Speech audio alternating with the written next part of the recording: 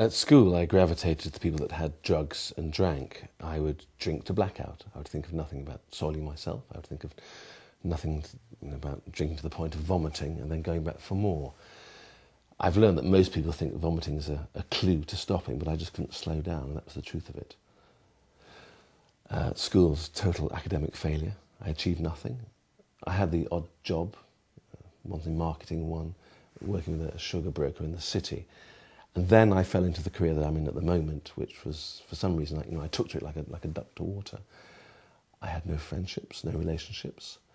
My old user friends had all gone to university, and I didn't hang around with people who drank or used. I was obsessive about my work. I would go into the office in my 20s, 7 o'clock in the morning, and then work till 9 o'clock at night, and then do 3 hours of work at home. It was an obsession. That's all I did. I remember my first line of coke vividly. I was in a club in the West End. I took a line in the lavatory. And I remember it being exactly the same feeling as when I took my first drink, except I felt superhuman immediately. And I thought, I want some of this. I want more of this and more of this. I absolutely loved cocaine. I was an occasional user. I would buy a packet of cocaine with 3 or 4 grams in it, and that would last me for a weekend or two. I don't remember my 30s. I call it the lost decade. And about that I am very sad, because I have no memories of being with my children or being at a parents' evening. I was never present. And I was using work as an excuse to use, and using the family as an excuse not to go to work at all. I became highly manipulative. Towards the end, I would have some days where I'd be with a sex worker 5 or 6 times the same day, and go through 10 grams of coke. I don't think I spent half a day at the office, and I would have a few grams of coke before I went to the office, and I would use throughout the whole day. I remember trying to add it up, and I must have gone through £1.5 million, maybe £2 million worth, which became an expensive habit.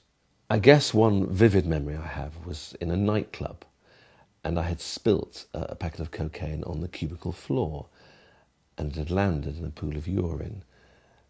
And I remember thinking to myself, shall I or shan't I?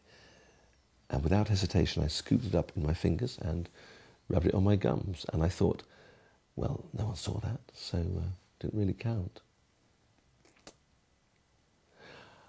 I must have tried hundreds and hundreds of times, maybe thousands of times to stop. But every time I went on a bender, the result was the same. My nose would be bleeding, and 1 or 2 days, no sleep.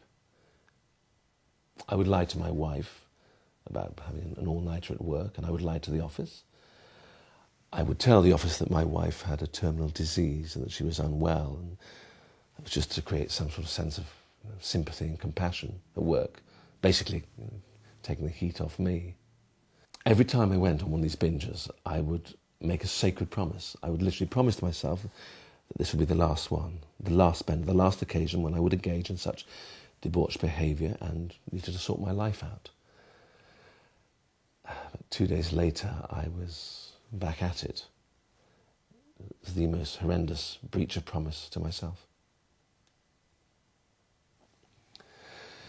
My world came crashing down when a partner of mine, who could clearly see my behaviour was insane, and I was given a fait accompli. I needed to go and get some help.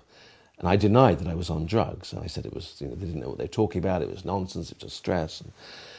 But 24 hours later, I cracked, and I just blurted it out that he was right. I had a problem with drugs, but no more than that.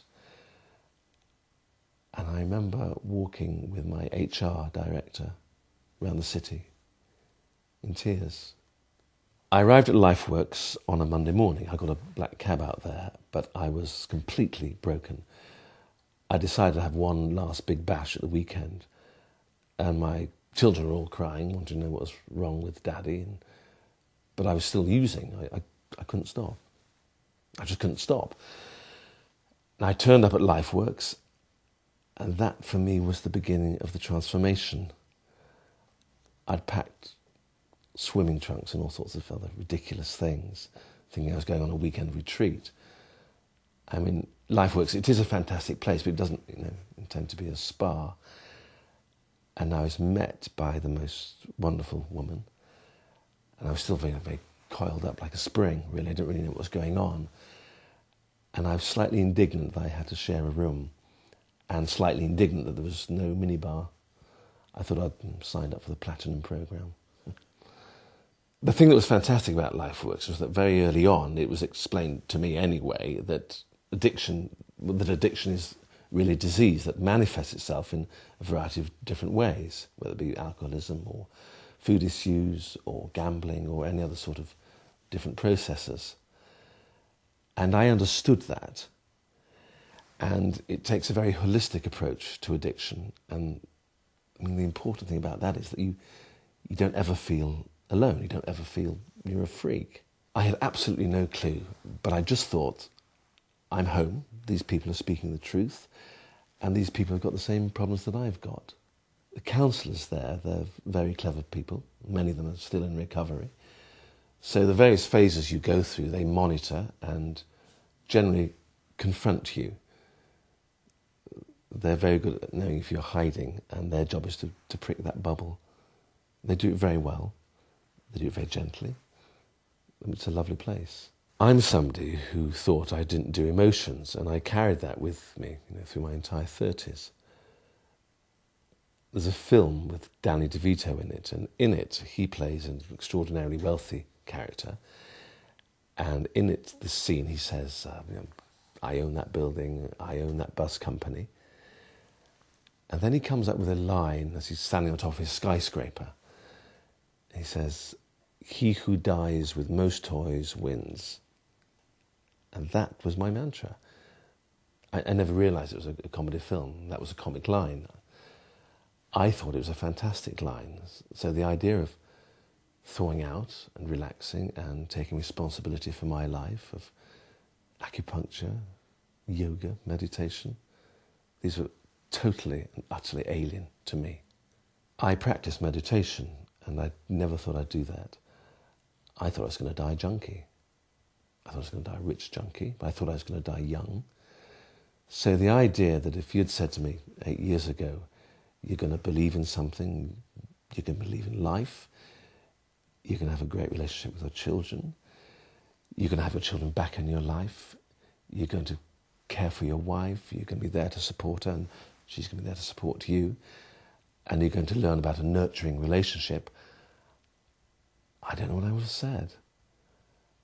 And all that started at LifeWorks. Coming down in the morning and doing meditation. Was I self-conscious? Absolutely, I was self-conscious. Did I think it was of any therapeutic value? Well, I loved it towards the end, but at that time I was someone who instant gratification was too slow, and meditating was like a sort of glacial pace. And that was profoundly frustrating. But slowly and surely it started to work. And my mind began to clear, and I began to see, where I'd gone wrong. I began to see what I needed.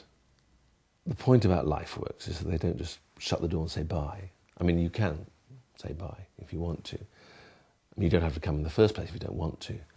But the aftercare is a thing that keeps you connected. Aftercare is going back regularly to see your primary counsellor and the people you were there with, so you don't feel isolated. So there is somewhere you feel safe that you can go back to. I was encouraged to do that for the first year, and they prepare you pretty well.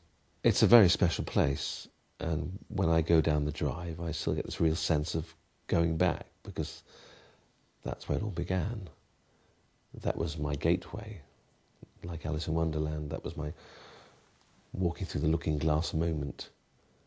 I don't think LifeWorks on its own made me clean, but LifeWorks was my gateway. That was my looking glass moment.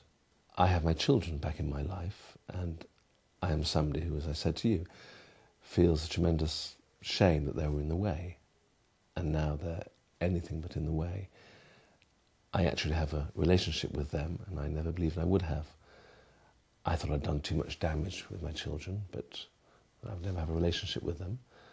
I thought my wife would be the one who had the relationship with them, and I'd be this distant figure. Last night, it was my son's 18th birthday, And at midnight he sent me a text saying, "Dad, I really love you." I never understood how people could read to their children. I couldn't. I just resented it. And the reason was because I was in drug addiction. But tonight I'm going to go home and my youngest daughter and I will finish off our English homework. And I'm going to love doing it because it's a great story. My son is going to be working with his sister for her party. And the family is all safe. It's all at home. We all get on. We all love each other very much. And that was not on the cards 8 years ago. However dark it is, there is help. I never thought I'd get out of that situation. I never believed that my life could be what it is today. If you told me or showed me a movie, I would say that was a lie.